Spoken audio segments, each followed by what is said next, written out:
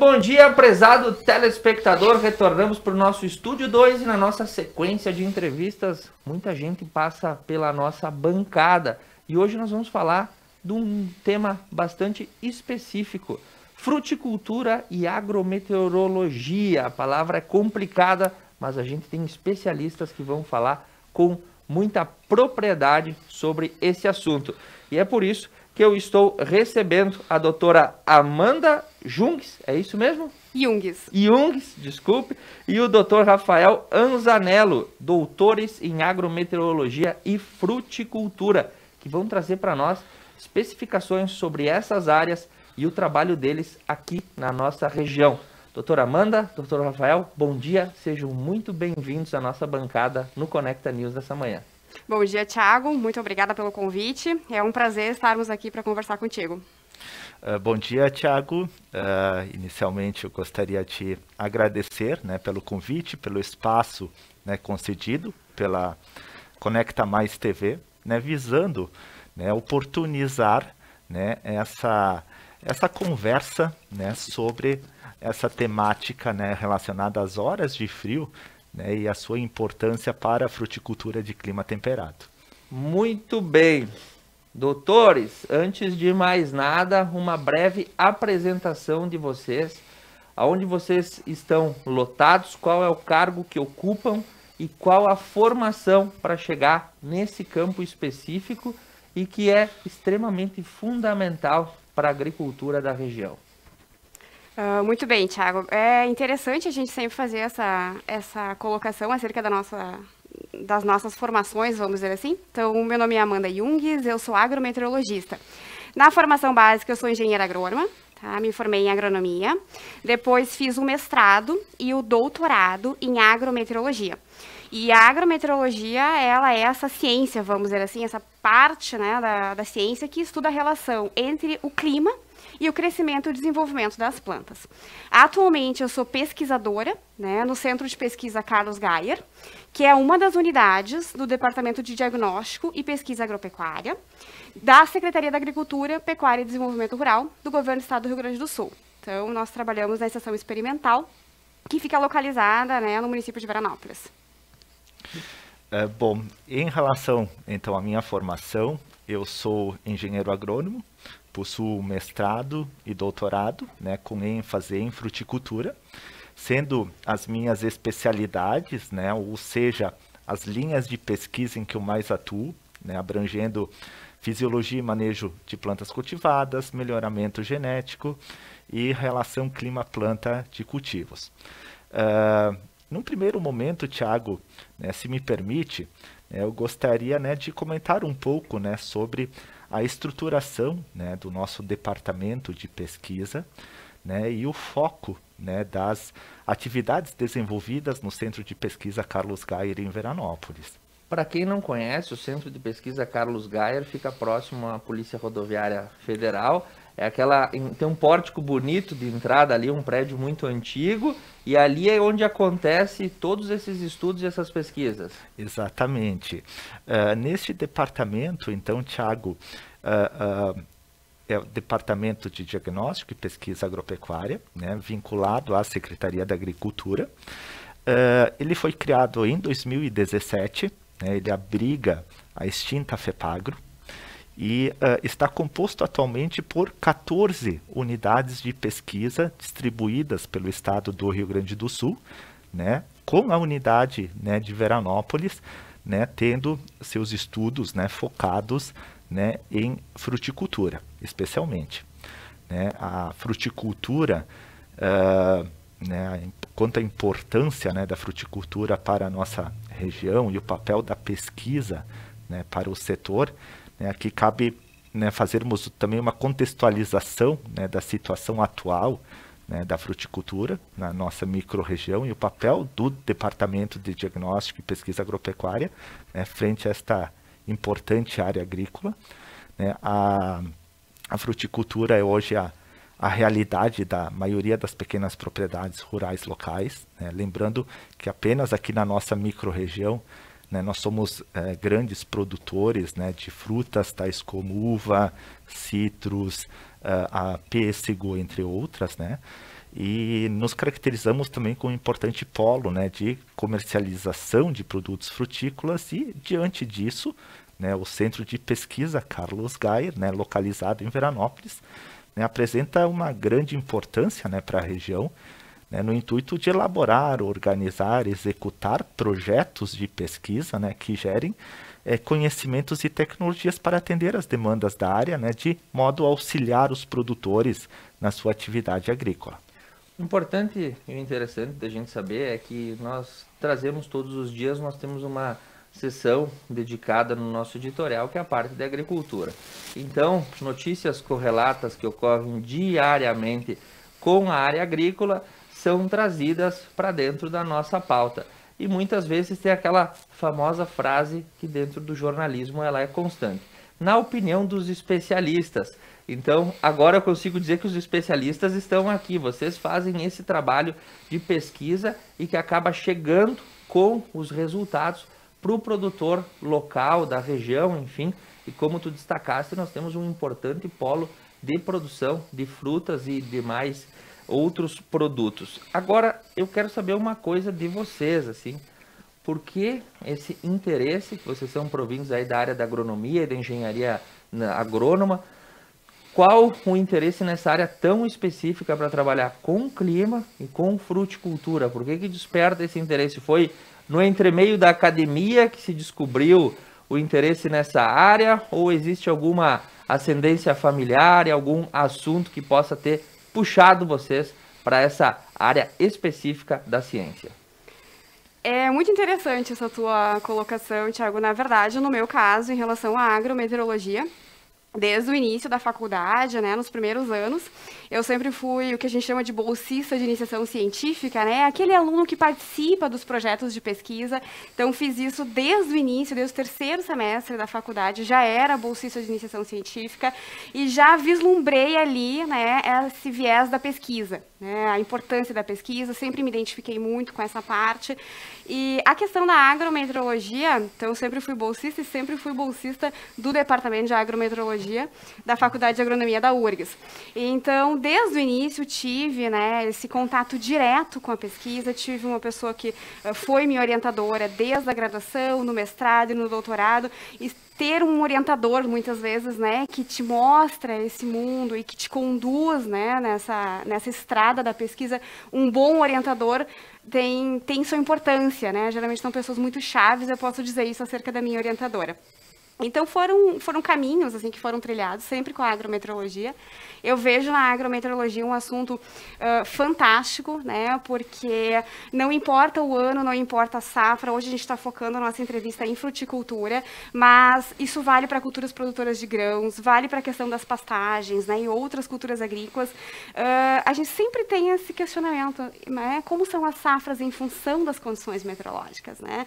E não somente na agricultura, a questão de meteorologia e climatologia afeta todos nós no nosso dia a dia, né? Na nossa tomada diária de decisão, a questão do tempo e do clima está sempre lá, presente. Então, isso, ao meu ver, assim, é fantástico e sempre despertou o interesse e tem sido bastante positivo, né? A gente conversar sobre esses assuntos. Seja na tomada de decisão de levar um casaquinho ou não, ou seja na tomada de decisão do produtor no que vai fazer e em que tempo ele vai desenvolver essa ação. O clima sempre está presente. Tu estudou no campus agronomia. Exato, eu sou agrônoma e daí me formei na URGS e permaneci, né, fazendo mestrado e doutorado na Faculdade de Agronomia da URGS. Não, eu pergunto porque o campus agronomia é o mais longe de todos, né? Tu chega quase antes no Chuí e depois tu chega no campus agronomia, porque ele é muito longe. Seguindo com as nossas informações e falando sobre o foco da nossa entrevista, depois da apresentação de vocês, quais são as particularidades técnicas que vocês podem falar sobre a fruticultura identificadas aqui na nossa região? E quais desses fatores, dessas particularidades, são favoráveis para aquilo que é produzido aqui? Bom, em relação então a essa questão, né, da fruticultura, eu gostaria então de trazer novamente, né, os trabalhos que nós executamos, né, dentro do nosso centro de pesquisa, né, eles abrangem principalmente, né, 3 linhas, né, agrometeorologia, assessoramento remoto, fisiologia e manejo vegetal e melhoramento genético. E um dos trabalhos, né, realizados está na linha, né, de dormência de gemas, né, e sua relação com as horas de frio para o cultivo de frutíferas de clima temperado aqui na nossa região. As frutíferas de clima temperado, né, elas são fruteiras originárias, né, de países com clima frio, né, por isso que elas se adaptam bem às nossas condições aqui do sul do Brasil. E elas apresentam um período de dormência nesta época do ano, né, onde as plantas perdem as folhas, né, elas entram num período de dormência, e esse período de dormência ele é superado, né, após um acúmulo de uma determinada quantidade de horas de frio pela planta, né, de modo que ela venha alcançar uma boa brotação, uma boa floração, né, na primavera seguinte, né? Então, este é um dos trabalhos que a gente vem realizando, né, dentro dessa área da fruticultura, né, inclusive abordada, né, nessa nossa conversa, né? Então, hoje também a gente sabe que nessa questão das horas de frio, caso, né, a necessidade de frio das frutíferas não seja atendida no inverno, né, a brotação e a floração serão insuficientes, desuniformes e a produção, né, da frutífera comprometida, né? Então, diante dessa questão, né, inclusive a gente realiza um importante trabalho, né, no nosso centro que visa avaliar justamente, né, quantificar a necessidade de frio de diferentes cultivares, espécies frutíferas de clima temperado, com potencial de cultivo, né, aqui na nossa região da Serra Gaúcha. Então, a gente precisa de um determinado período de horas de frio para que a planta faça o seu ciclo e na estação seguinte ela possa seguir aí com a nova brotação e, enfim, não sei qual é que é o nome técnico que dá, mas, enfim, vai ter frutas suficientes ou a produção será melhor se a gente tiver um número chave de horas de frio. Por falar nisso, na semana passada deu para contabilizar bastante nesse relógio, porque o frio que nós experimentamos na semana passada, ele fazia tempo que não dava as caras. E quais são as culturas que melhor se adaptam a esse tipo de situação do nosso clima serrano, levando em conta as oscilações de temperatura que a gente tem? Acho que são duas coisas, Thiago. No primeiro momento, a gente tem que explicar para o pessoal, né, quando a gente fala em horas de frio, o que a gente está querendo dizer, né? Então, a gente sempre faz contabilizamos as horas de frio, mas é importante que a gente explique para o pessoal que está em casa e está nos assistindo o que é uma hora de frio, né? Quando a gente fala em termos agrometeorológicos. Então, horas de frio, pessoal, é o número de horas em que a temperatura do ar fica abaixo de 7,2 graus. E por que 7,2, né? Por que esse número quebrado, né? 7,2 vem de trabalhos internacionais, tá? Então, 7,2 é um parâmetro internacional de monitoramento das horas de frio. É de um trabalho publicado originalmente na década de 40, se não me engano, que era em graus Fahrenheit. Sim. Ao transformar esse valor para graus Celsius, que é a medida que a gente usa, ficou um número quebrado, 7,2. Nós adotamos isso como critério. Então, a gente contabiliza. Como é que a gente contabiliza? A gente contabiliza porque nós temos uma estação meteorológica localizada no centro de pesquisa, e aí a gente faz o registro diário, horário, né, das informações, que é temperatura do ar, precipitação, que é a chuva, velocidade do vento, e a partir dos dados da estação meteorológica, a gente conta, né, o número de horas em que a temperatura do ar foi abaixo de 7,2. Isso é muito importante. Como tu colocaste, né, nós tivemos no final de junho um acúmulo bastante significativo, vamos dizer assim, né, de horas de frio. Então, para o pessoal que trabalha diretamente com fruticultura, né, faz a parte técnica, eu até já vou falar, porque sou bastante questionada, né, acerca do número de horas de frio. Quantas horas de frio já aconteceram, né, nesse período de outono e inverno? Então, vou falar para o pessoal que nós estamos em 191 horas de frio. Até esse momento. Até o final de junho. Tá? Junho, bastante interessante, pessoal. Junho acumulou 126 horas de frio, com uma participação muito importante dos últimos 3 dias, né? Como tu colocaste, a semana foi realmente fria, os últimos 3 dias acumularam cerca de 72 horas, vieram, né, dessa sequência de dias 28, 29 e 30 de junho.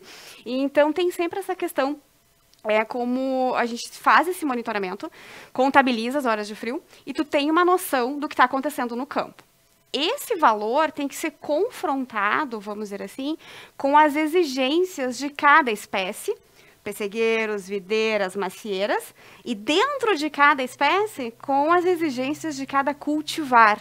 Né? Que é exatamente o trabalho então, que o Rafael faz, que é de fazer essa pesquisa para justamente informar qual é a necessidade. Né? Aquela planta precisa passar por quantas horas de frio para brotar adequadamente na primavera e nós termos, então, uma garantia de uma safra, no próximo ciclo de uma safra adequada, vamos dizer assim, com bom índice de produtividade. Então, é essa relação campo, né, o que acontece no campo, lá no pomar, no vinhedo, versus essa exigência que a cultivar tem, que tem que ser atendida ou de forma natural ou eventualmente com a aplicação de alguns produtos. Rafael, o que a gente tem aqui na região que se destaca melhor? O que produz mais em função do clima? O que rende mais para o produtor? O que traz um produto de maior qualidade? O que tu destaca? Eu sei que na região da encosta aí do Rio das Antas, Cotiporã e Veranópolis, são extensos os pomares e as plantações de diversos tipos de cultura. O que tu destacaria para nós que aqui na região tem uma boa aderência? Sabemos que para o lado dos campos de vacaria, as macieiras são de perder de vista. O que tu traz assim, um resumo para nós assim, que é destacado, que na região rende mais para o produtor? Sim, Thiago, fazendo, né, respondendo a tua pergunta e também fazendo um link, né, com o que a Amanda estava comentando, né, sobre esta pesquisa, né, então, de dormência de gemas que a gente conduz, quantificando a necessidade de frio das cultivares, né, nos permite, né, subsidia, né, a elaboração, né, de zoneamentos agroclimáticos, né, que é o de combinar, né, as necessidades de frio das cultivares com as disponibilidades climáticas das diferentes regiões do estado, né, a fim de definir os materiais mais propícios para o plantio em cada local de cultivo.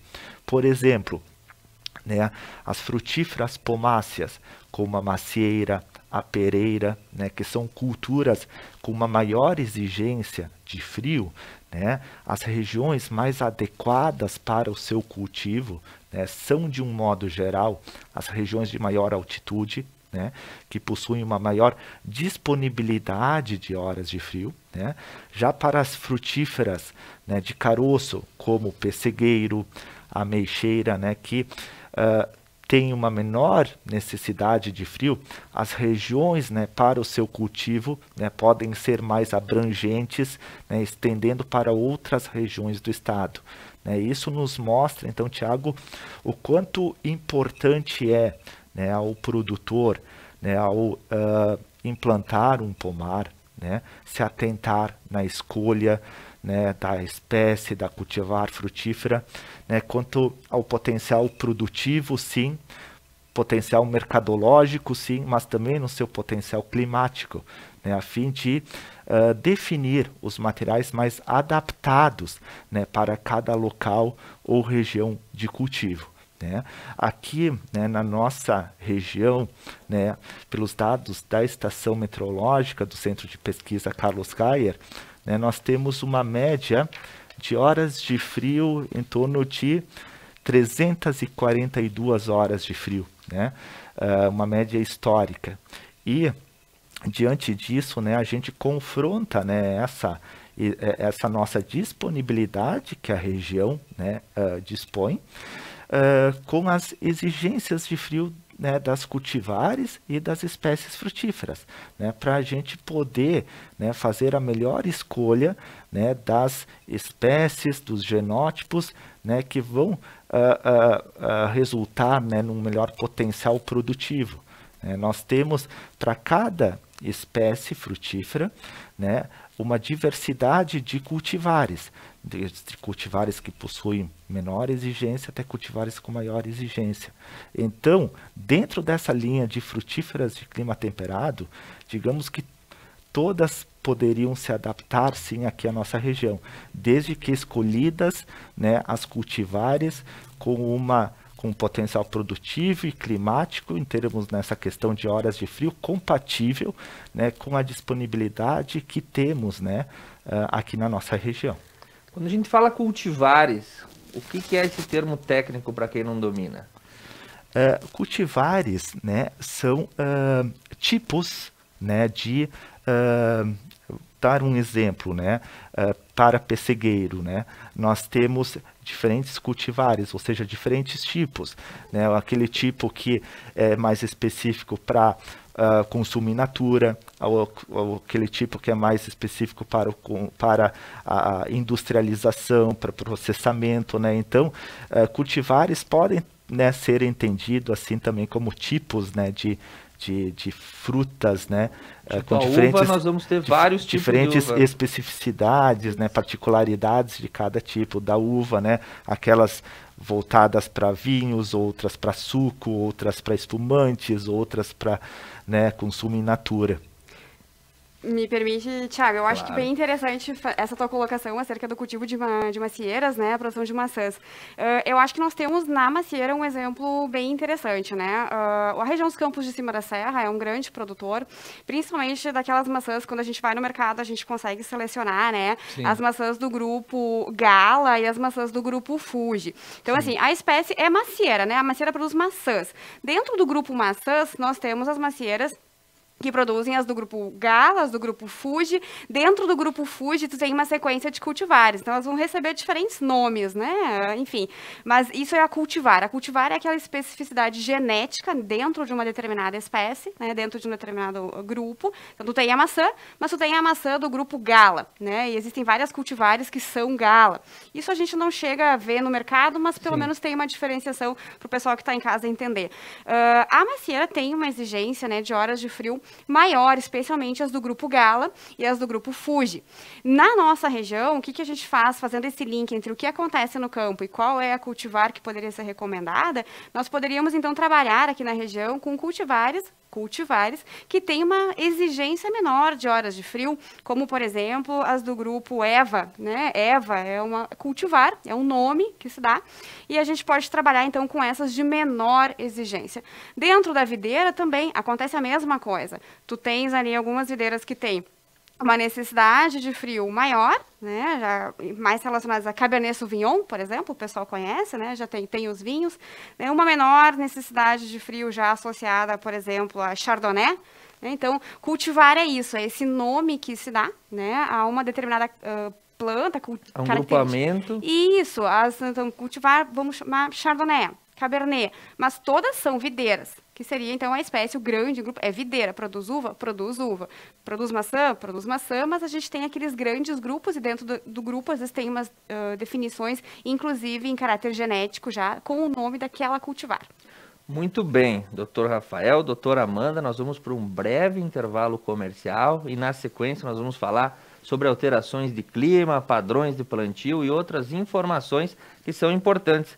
Mandando um abraço para o seu Atier Fracaro, que está diretamente do Distrito Federal, e manda um abraço para o doutor Rafael, para a doutora Amanda, a dona Tere Cúnico e a Maria de Lourdes Pagnoncelli. Nós vamos para um intervalinho rápido, tomar uma água e já retomamos aqui a nossa sequência de entrevista com os especialistas em fruticultura da Fundação Carlos Gayer.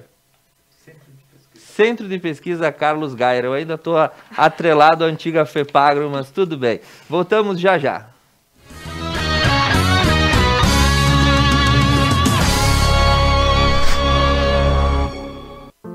Superar este momento, em que o mundo une esforços pelo bem de todos, em que estar distante das pessoas é a maior demonstração de amor, em que o cuidado nunca se fez tão necessário. A saúde tem sido a prioridade. Para nós, ela sempre foi. Cuidamos de mais de 18 milhões de pessoas para que elas possam viver mais e melhor. Superar este momento juntos. Esse é o plano. Unimed. Missa da Igreja Matriz São João Batista, em Santuário de Nossa Senhora Aparecida de Nova Prata. Transmissão ao vivo, todos os domingos às 8 horas da manhã. Apoio Basalto Santo Antônio, Basile, um santo café, Casa Trevo, Cemitério da Paz em Nova Prata, de Máquinas e Algor, Funerária Dec Giovanni, JR Bombardelli, Unimed Vale das Antas. Um lugar onde o estilo e o conforto importam. Franco Moda Masculina, com roupas, calçados e acessórios indispensáveis para a sua apresentação no dia a dia. Franco, aqui você encontra o que merece.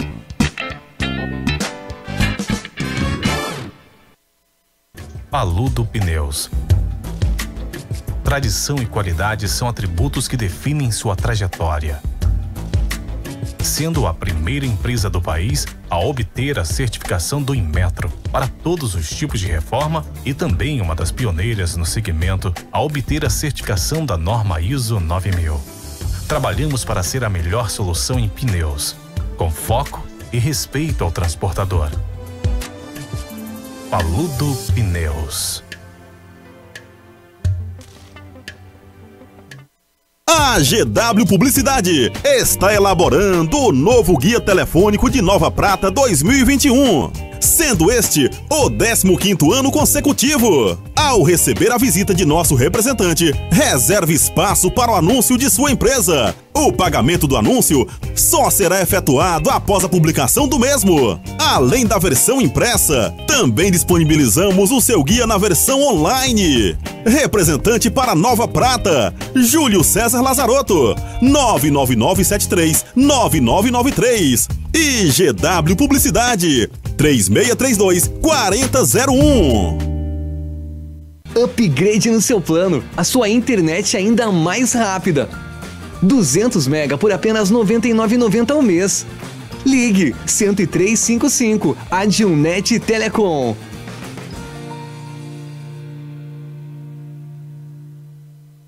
Na Tá Na Roda Pneus, a qualidade e segurança são prioridades. Conta com máquina de calibragem de nitrogênio. Testes comprovam a economia de combustível e até 75% menos de falhas, além de melhorar a travagem das rodas, eliminar a corrosão interior, reduzir a oxidação, diminuir falsos alarmes de monitoramento da pressão dos pneus. Tá Na Roda Pneus, o auto center mais completo da região. O Cindy Lojas trabalha para representar, fortalecer e transformar o varejo todos os dias. Porque o fim do dia não é o fim do trabalho. A porta da loja se fecha, mas nós continuamos abertos para a inovação. Cindy Lojas Regional Nova Prata. Inspiração para transformar o varejo.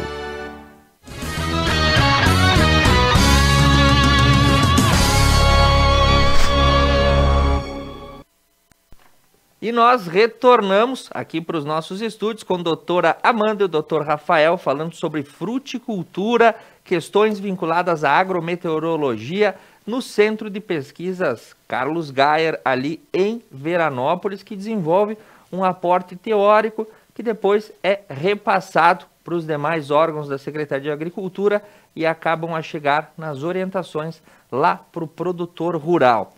Avançando na nossa pauta, doutor Rafael, como é que a gente sai das pesquisas, dos fichamentos, das leituras, das análises químicas, físicas, biológicas, dos laudos e de toda aquela série de documentação que precisa ser feita numa pesquisa desse tipo e vai parar lá para o produtor rural para explicar para ele ou para trazer a orientação correta? Como é que essa ponte é feita do científico e do teórico para o prático? Dentro dessa linha, Tiago, eu gostaria então de comentar sobre... Nós estamos falando aqui sobre a questão das horas de frio, da dormência, da questão da fruticultura de clima temperado, Então, eu gostaria de responder essa tua pergunta, né, apresentando, neste momento, né, como uma aplicabilidade prática, né, deste trabalho, né, que a gente realiza com dormência de gemas, que vai impactar diretamente, né, o produtor. Né? Após, né, nós conhecermos com precisão, né, a necessidade de frio, né, das cultivares frutíferas durante o período de dormência, né, é possível indicar, né, aos produtores a necessidade de aplicação de produtos indutores de brotação nos pomares na saída do inverno, né, caso a necessidade de frio dos genótipos definidas pela pesquisa, né, não sejam plenamente atendidas a campo, conforme o ano climático. Né, esses produtos, né, eles agem compensando a falta do frio hibernal e induzindo mesmo assim uma boa brotação e floração das plantas. Né. Nesse caso, então, Tiago, é importante, né, o produtor, né, ter o conhecimento da necessidade de frio da cultivar que está plantando, né, e monitorar, né, a ocorrência de frio de cada ano, né, para subsidiá-lo, né, na tomada de decisão de aplicação desses produtos. Né? Caso contrário, ele poderá estar elevando custos, desperdiçando insumos, gerando impactos ambientais, né, com o uso indiscriminado, né, desses compostos químicos. Vale salientar aqui que o produto, né, mais utilizado, né, empregado pelos produtores, né, para este fim, para a superação da dormência das gemas, né, a campo, é um produto à base de cianamida hidrogenada. Tá? É um produto, né, altamente tóxico, né, ao homem, ao meio ambiente, inclusive com suspensão da sua comercialização em alguns países, né, da União Europeia.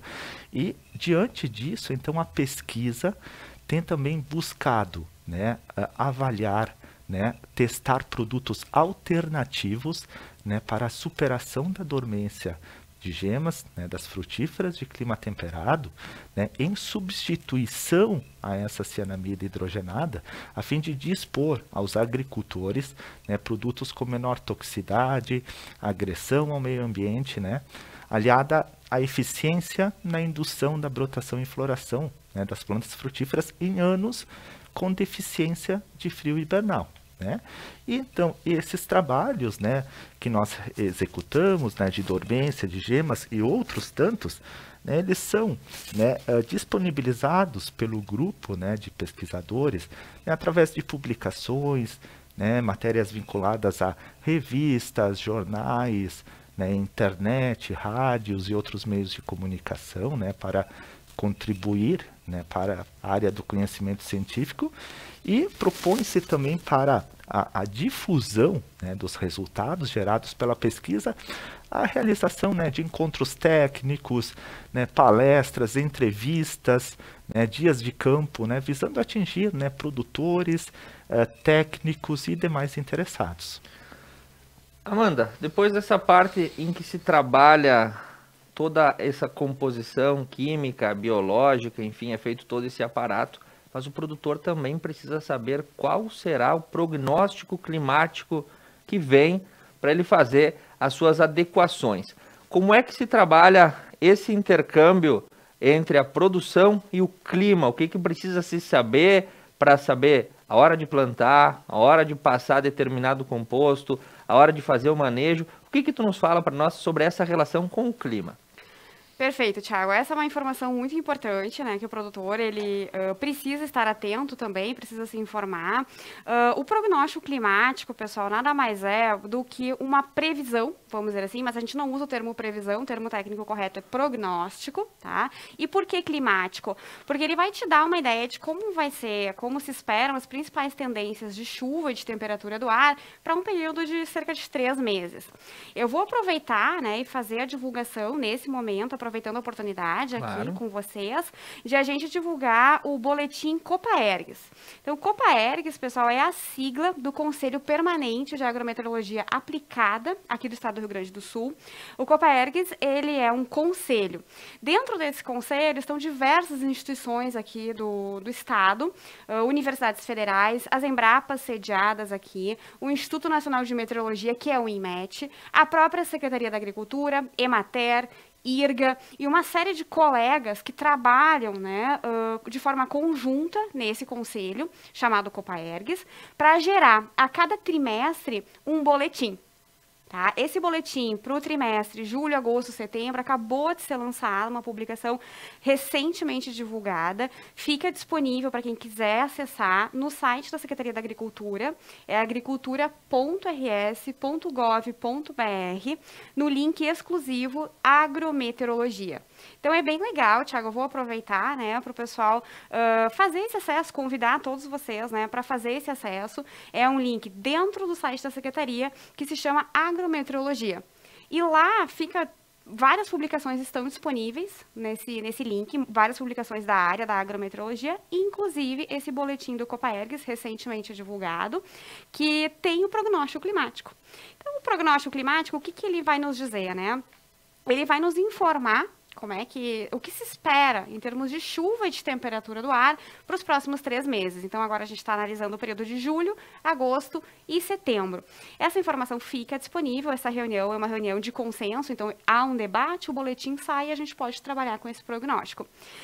Os principais modelos, né, de prognóstico climático, o que eles apontam para esse trimestre, julho, agosto, setembro de 2021?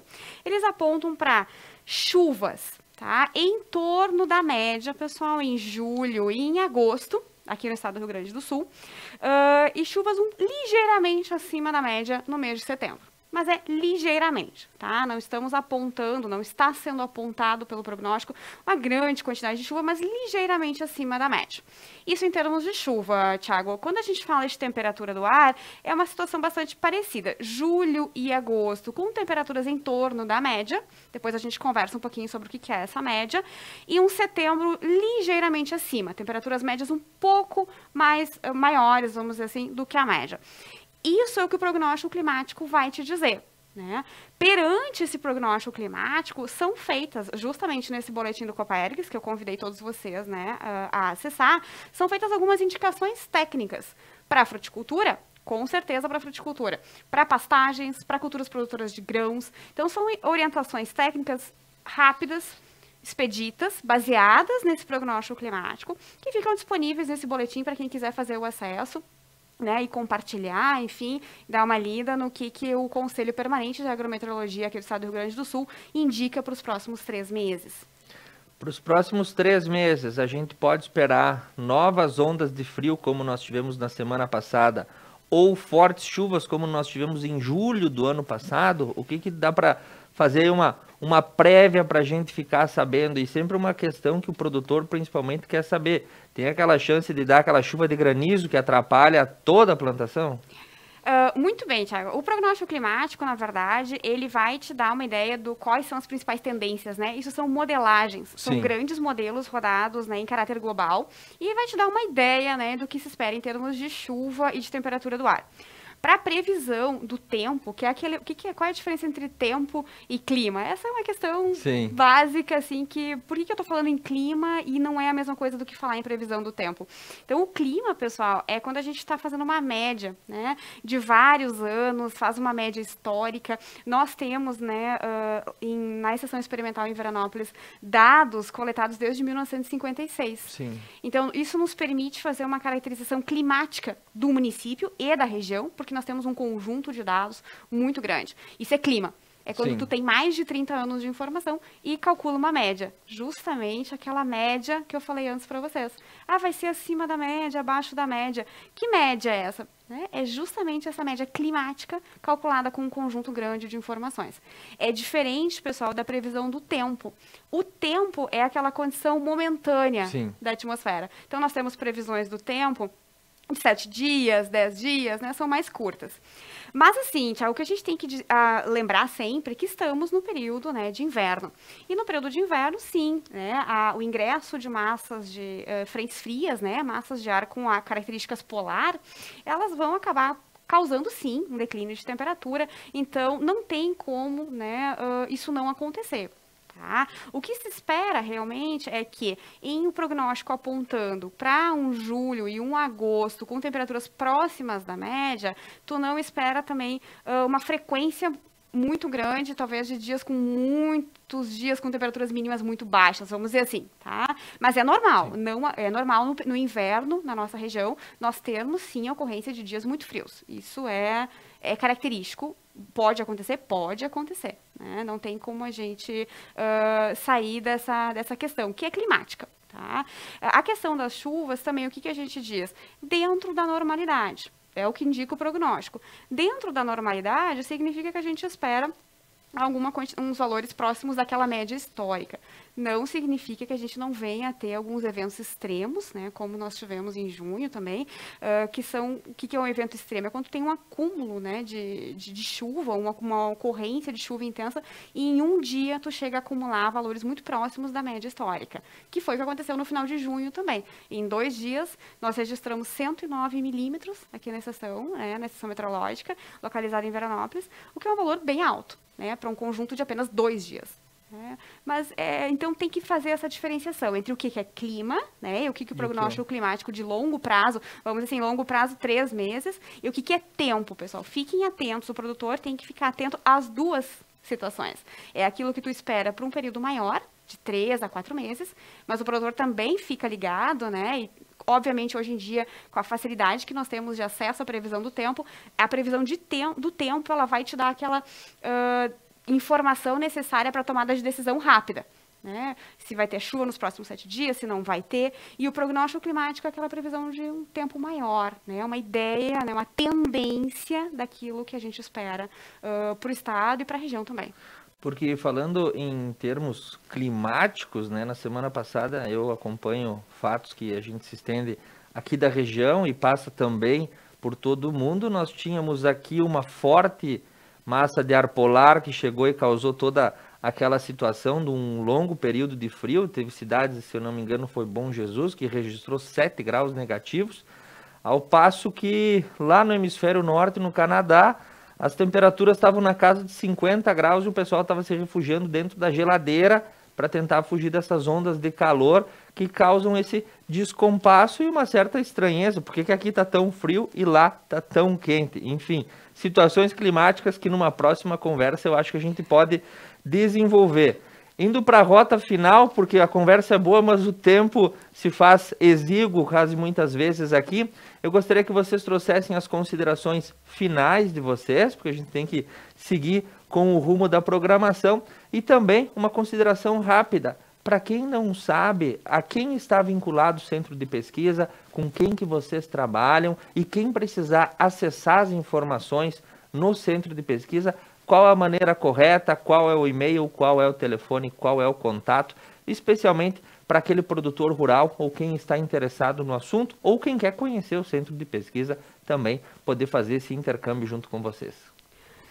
Vou fazer primeiro, então, Thiago, a chamada novamente, pessoal, né? Na linha de agrometeorologia, né? Vou aproveitar a oportunidade e pedir a todos que nos ajude, né? Muitas vezes na divulgação dessas informações, porque as informações, elas estão aí, elas estão disponíveis, né? Às vezes o pessoal não sabe justamente onde buscar essas informações.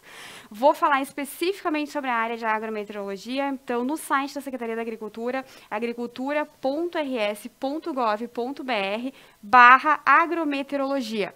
Nesse link específico, pessoal, boletim do Copaergues com prognóstico climático, comunicados agrometeorológicos que são feitos pela equipe de agrometeorologia da Secretaria da Agricultura. Todo mês nós temos o lançamento de um comunicado agrometeorológico que resume as condições ocorridas aqui no estado do Rio Grande do Sul. Bem legal, tem mapas, tem tabelas, o pessoal pode consultar se precisa de alguma informação.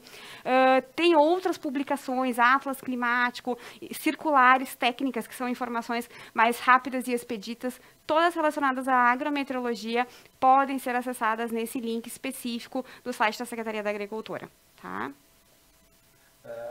Em relação, então, à área da fruticultura, né, assim como a Amanda comentou, né, dos materiais, né, da agrometeorologia disponíveis, também temos, né, publicações técnicas, né, dentro do site da Secretaria da Agricultura, né, com os trabalhos que nós conduzimos, né, e também sempre estamos, né, à disposição, né, para o atendimento, a orientação, o esclarecimento de dúvidas, né, dentro dessa área, né, da fruticultura, no nosso centro de pesquisa, né, em Veranópolis, né, fica, né, na BR-470, próximo à Polícia Rodoviária Federal, né, de modo a auxiliar, né, os produtores, os técnicos, demais interessados dentro dessa área, né. O nosso telefone, né, para contato é o 354, né, 3441-1374,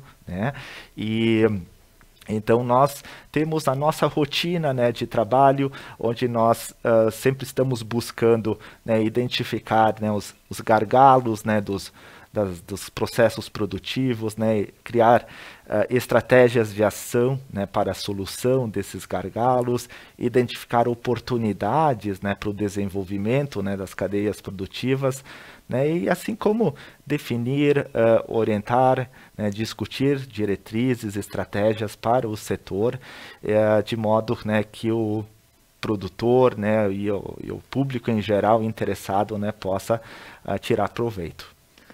Doutor Rafael, doutora Amanda, muito obrigado pelas considerações. A porta está sempre aberta quando for necessário que a Fundação aqui, que o Centro de Pesquisa aqui esteja. Nós vamos trazer essas informações técnicas e extremamente importantes para o nosso produtor rural, que, é claro, é sempre uma força muito pujante em toda a nossa comunidade regional. Agradeço profundamente a entrevista, enriquecedora do ponto de vista técnico, e agradeço muito a presença de vocês, fico muito feliz com todas essas colaborações. Eu volto para o Estúdio 1 com Beto Guidini, que tem aí os boletins epidemiológicos e demais informações para quem está nos acompanhando. É contigo, Beto.